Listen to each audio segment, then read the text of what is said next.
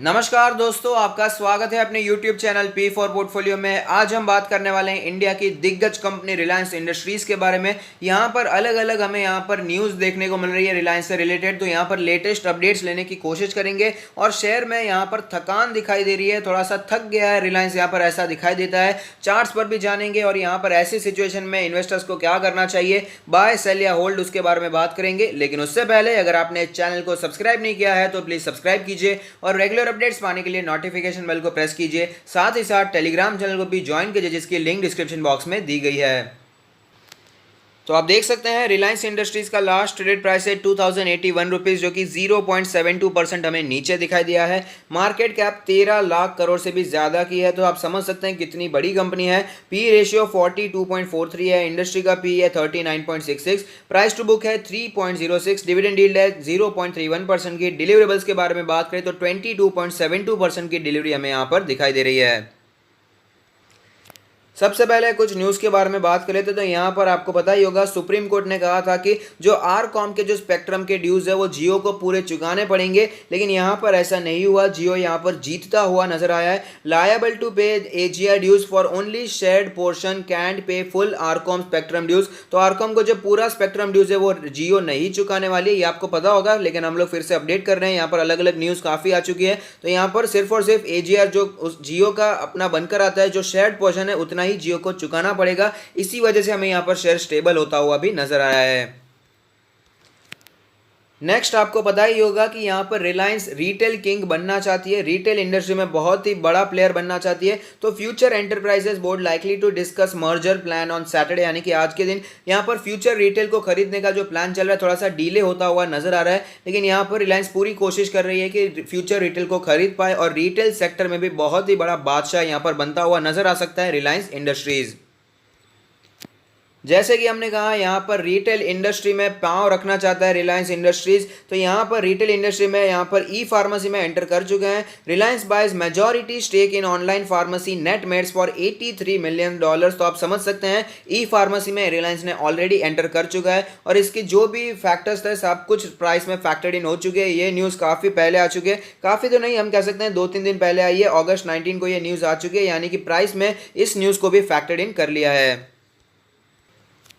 एक और जो लेटेस्ट न्यूज़ हमें यहाँ पर दिखाई दे रही है वो ये है कि Saudi Arabia's public investment fund looks to invest up to $1 billion in Jio's fibre assets. तो ये एक बड़ा कदम हो सकता है जियो के लिए, यहाँ पर रिलायंस में तेजी का कारण बन सकता है। और यहाँ पर हमने तेजी के कारण तो देख लिए, लेकिन एक ही यहाँ पर कारण दिखाई देता है जिसकी वजह से रिलायंस का शेयर नीचे आता हुआ नजर आ सकता है, जो कि है सऊदी अरामको की डील। यहाँ पर सऊदी अरामको की डील पर कोई खास रिस्पॉन्स दिखाई नहीं दे रहा है, उस पर कोई ज्यादा अपडेट्स नहीं आ रहे हैं। क्या डील होने वाली है, नहीं होने वाली, उस पर कुछ ज्यादा रिस्पांस नहीं आ रहा है। हालांकि दोनों तरफ से, यानी कि सऊदी अरामको ने यहाँ पर सऊदी अरामको ने भी कह दिया है और यहाँ पर रिलायंस ने भी कह दिया है कि यहाँ पर डील इन प्रोसेस चल रही है, लेकिन ज्यादा डिटेल्स हमें यहाँ पर सऊदी अरामको वाली डील पर पता नहीं चल रही है। तो यहाँ पर एक सीक्रेट बना हुआ है, ये सीक्रेट कब खुलता है ये तो आगे आने वाला समय ही बताएगा।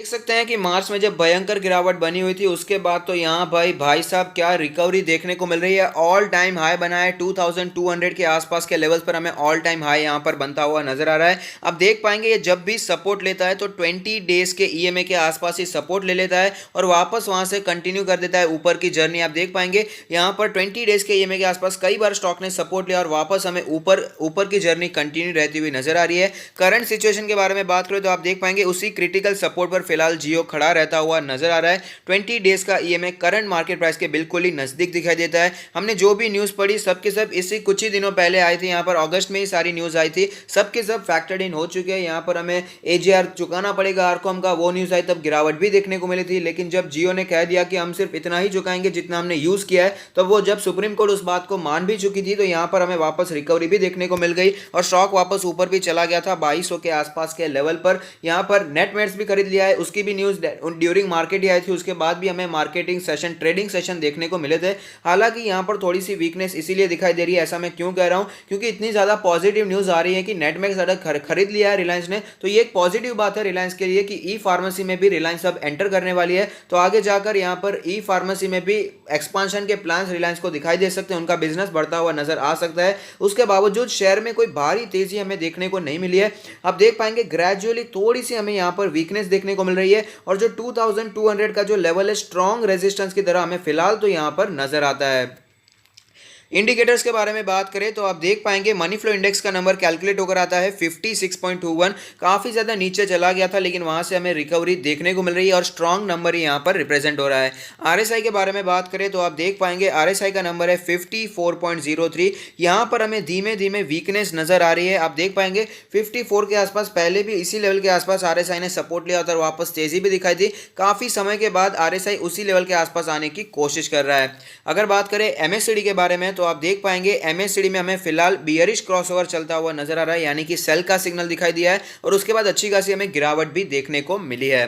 अगर बात करें बॉलिंजर बैंड के बारे में तो आप देख पाएंगे कि बॉलिंजर बैंड काफी ज्यादा छोटा यहां पर नजर आ रहा है, काफी नैरो हो चुका है बॉलिंजर बैंड। यहां पर अपर बैंड कैलकुलेट होकर आता है 2186 का लेवल, जो मीडियन है वो है 2115 के आसपास का लेवल, लोअर बैंड है 2044 के आसपास का लेवल। अगर बात करें यहां पर पिवट पॉइंट्स के बारे में तो यहां पर पिवट लेवल 1991 के आसपास बनकर आता है, जो कि ये तकरीबन 2000 का लेवल 20 डेज के ईएमए के आसपास ही बनकर आता था और वहां पर स्टॉक ने सपोर्ट लिया और वापस हमें तेजी भी दिखाई थी। रेजिस्टेंस के बारे में बात करें तो 2274 का रेजिस्टेंस यहां पर दिखाई दे रहा है, लेकिन उससे पहले ऑल टाइम हाई 2200 के आसपास का जो था वहां पर वो एक रेजिस्टेंस तोड़ना पड़ेगा, उसके बाद हमें 2274 का रेजिस्टेंस भी फेस करना पड़ सकता है। नीचे के लेवल्स के बारे में बात करें तो यहाँ पर 1783 का लेवल दिखाई देता है, उससे भी नीचे जाए तो यहाँ पर 1500 का लेवल भी दिखाई दे रहा है। हालांकि इतनी ज़्यादा गिरावट आगे आने वाले कुछ ही दिनों में हो जाएगी, इसके चांसेस काफ़ी कम ही दिखाई देते हैं। अब चलते हैं ऑल टाइम चार्ट पर, जहाँ पर एक कैंडल 1 मंथ को रिप्रेजेंट करेगा, जिससे हमें पता चलेगा स्टॉक ने कैसी मूवमेंट बना कर दी है। तो आप देख सकते हैं स्टॉक धमाकेदार रहा है, मल्टी बैगर रिटर्न स्टॉक ने हमें बना कर दिए हैं। लेकिन अगर आप इसे ध्यान से देखेंगे तो आपको यहाँ पर पता चलेगा कि इसने जो रिटर्न्स बना कर दिए हैं थोड़े 2018 के बाद 16 के बाद ही हमें ये रिटर्न्स देखने को मिल रहे हैं। आप देख पाएंगे 2012 से 2015 2016 तक ज़्यादा मूवमेंट इसमें देखने को नहीं मिला था। जब रिलायंस यहाँ पर रिलायंस ऑयल या पेट्रोकेमिकल से हट के यहाँ पर जियो डिजिटल में यहाँ पर एंटर जब हुआ, उसके बाद ही हमें ये रियल तेजी देखने को मिल रही है। और आप देख सकते हैं जियो की वजह से ही स्टॉक हमें 2000 के भी आर पार जाता हुआ नजर आ रहा है। यहाँ पर स्टॉक में जब गिरावट बनी हुई थी तो जो रिकवरी हुई वो भी जियो के माध्यम से ही हुई थी, क्योंकि जियो में स्टेक सेल हुआ था और उसी के कारण हमें यहाँ पर तेजी भी देखने को मिली थी। तो यहाँ पर अगर बात करें पोजीशंस के बारे में तो यहाँ पर स्टॉक तो ऑलमोस्ट अपने ऑल टाइम हाई के आसपास चल रहा है, तो लॉस की तो बात ही नहीं बनती। अगर आपने यहाँ पर नीचे पोजीशन बनाकर रखी है, आप अभी प्रॉफिट में चल रहे हैं, अगर आपने यहाँ पर लॉन्ग टर्म के लिए पोजीशन बनाई है तो कोई भी प्रॉब्लम नहीं है। रिलायंस इंडस्ट्री धमाकेदार कंपनी है। यहाँ पर प्लान्स यहाँ पर ऐसे दिखाई दे रहे हैं कि रिटेल इंडस्ट्री में, यहाँ पर टेलीकॉम इंडस्ट्री में ज़्यादा यहाँ पर एक्सपांशन के प्लान्स दिखाई देते हैं और ऑयल पेट्रोकेमिकल वाले बिजनेस में से कम होने वाला है, ऐसा यहाँ पर फिलहाल के एक्शन से हमें पता चलता है। तो यहाँ पर आगे जाकर हमें धमाकेदार ग्रोथ देखने को मिल सकती है। अगर आपने यहाँ पर शॉर्ट टर्म के लिए पोजीशन बनाई है तो मेरा मानना है कि ये जो लेवल है 20 डेज का ईएमए, ये एक इंपॉर्टेंट क्रिटिकल लेवल है, क्योंकि काफी समय से 2-3 महीने से स्टॉक इसी लेवल के आसपास सपोर्ट ले रहा है और हमें तेजी दिखा रहा है। आप देख पाएंगे मार्च में जब गिरावट बनी हुई थी उसके बाद जितनी भी रिकवरी हुई है स्टॉक सपोर्ट लेता है अपने 20 डेज के ईएमए के आसपास, जो कि है येलो लाइन। तो इस सपोर्ट को ध्यान में रखकर ही आपको प्ले करने की कोशिश करनी चाहिए। अगर ये सपोर्ट टूट जाता है तो हमें और गिरावट देखने को मिल सकती है। तो जिन्होंने शॉर्ट टर्म स्विंग ट्रेड या पोजिशनल ट्रेड की तरह लिया है तो यहाँ पर इस सपोर्ट को ध्यान में रखिए। अगर ये सपोर्ट टूटता है तो यहाँ पर आपको प्रॉफिट बुकिंग करने की जरूरत दिखाई देगी।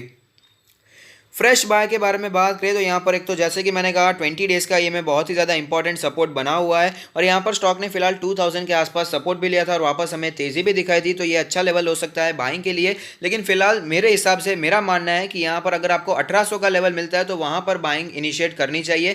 थोड़ा सा वेट करना चाहिए क्योंकि स्टॉक काफ़ी ज़्यादा ऑलरेडी ऊपर निकल चुका है। जितनी भी सारी जो पॉजिटिव चीज़ें थी ऑलरेडी इसमें फैक्टर्ड इन हो चुकी है। यहाँ पर हमने देखा नेट मेड्स भी हमने जो खरीद लिया है रिलायंस ने, उसके बावजूद कोई अच्छी खासी हमें पोटेंशियल यहाँ पर अपसाइड दिखाई नहीं दी थी। तो यहाँ पर मेरा मानना है कि थोड़ा सा वेट करना चाहिए। बाकी डिसीजन आपका हो सकता है, आपके पैसे हैं, आपका रिस्क है, लेकिन मेरा मानना है थोड़ा सा वेट करेंगे तो बेहतर रहेगा। अगर आपको ये 100 डेज के ये में जो कि है इसका 1765 के आसपास का लेवल, अगर आपको ये 1800 से 1900 के आसपास मिलता है तो लॉन्ग टर्म के लिए बाइंग इनिशिएट कर सकते हैं, क्योंकि धमाकेदार कंपनी है, ये बताने की ज़रूरत ही नहीं है। इंडिया की सबसे बड़ी कंपनी है, तो इस लेवल पर बाइंग इनिशिएट कर सकते हैं लॉन्ग टर्म के लिए। और यहाँ पर buy on dip tips continue भी कर सकते हैं। लेकिन इसके बावजूद भी कोई लोग होते हैं जो वेट करना चाहते हैं, कंजर्वेटिव इन्वेस्टर होते हैं, तो उनके लिए भी मैं लेवल ज़रूर बताऊंगा, जो कि है 200 डेज का ईएमए, जो कि फिलहाल कैलकुलेट होकर आता है 1600 के आसपास। तो अगर आपको स्टॉक कहीं पर भी 1550 से 1650 के आसपास नजर आता है तो वहां पर कंजर्वेटिव इन्वेस्टर तो बाइंग करना शुरू कर ही सकते हैं।